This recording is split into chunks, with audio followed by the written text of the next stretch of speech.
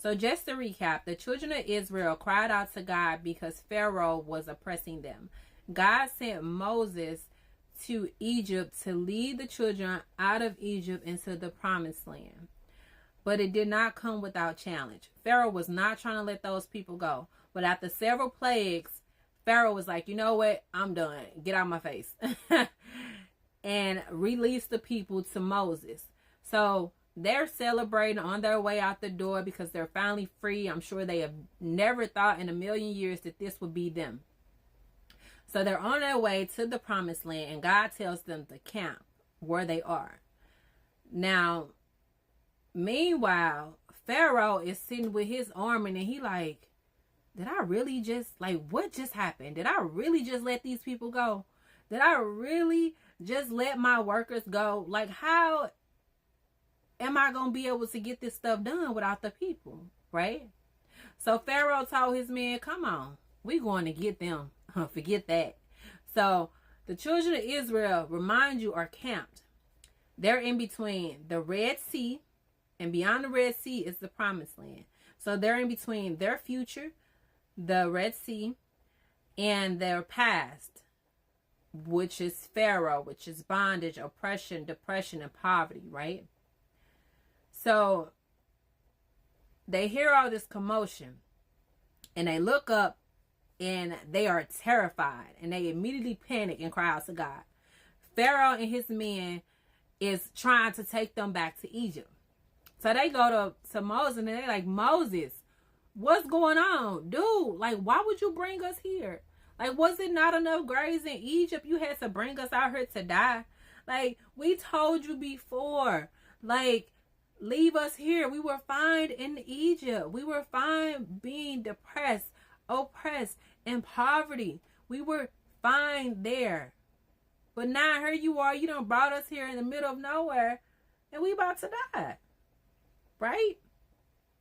So Moses reassured them, look, God said there is a promised land, flowing with milk and honey, far better than what you all have experienced. He said, all you have to do is just be still. Know that he is God, and he gonna fight for you. Pharaoh and them that you see now, you ain't even gonna see them no more. Like, you won't even have to deal with them no more. But all you have to do is you just gotta stand still and trust God. The children of Israel weren't trying to hear that. Because for one, Pharaoh and his army was already taking people. And for two, it's a big sea in front of them. Like, how was they gonna get past that? They didn't have no boat. And I'm pretty sure they didn't know how to swim. So how are you going to tell me to trust God and be still when I have this obstacle in my way? And my past tugging at me to pull me back to where God had brought me from. But you know, that's just like the enemy.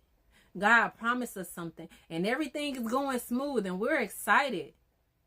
But then the enemy comes, and he tries to pull you back to your past. He tried to dismantle your faith in God. So I began to think about, how does that apply to us today?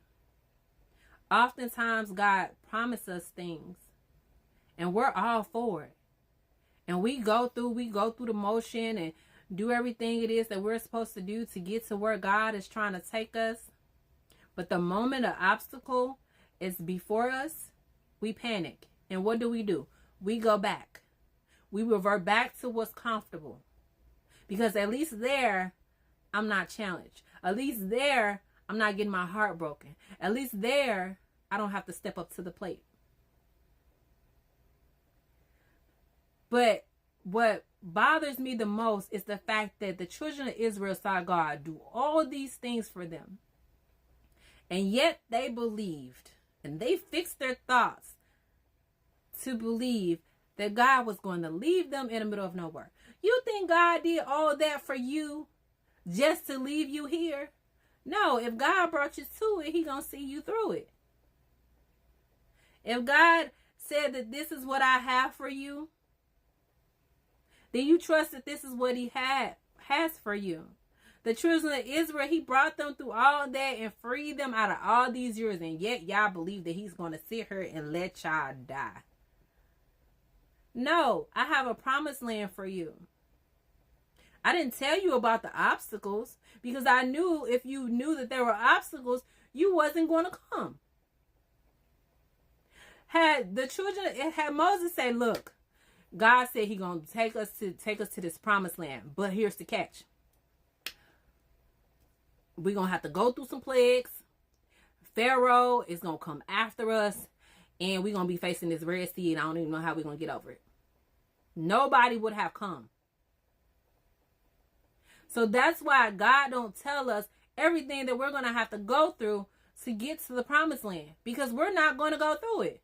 Because if you tell me that I have to jump over these hoops and swim through God knows where just to get to the promised land, I'm good. I'm staying where I am.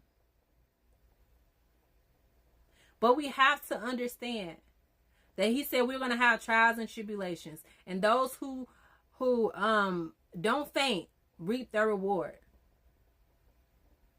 So I don't know who I'm talking to, but if it's you, I guarantee you that promise that God has for you is on the other side of that obstacle you keep avoiding. Go through and hold on to God's unchanging hand and know that he said, I wish above all that you may prosper. I know the plans that I have for you, plans to prosper you, to give you good health in the future. No good thing without I withhold from you.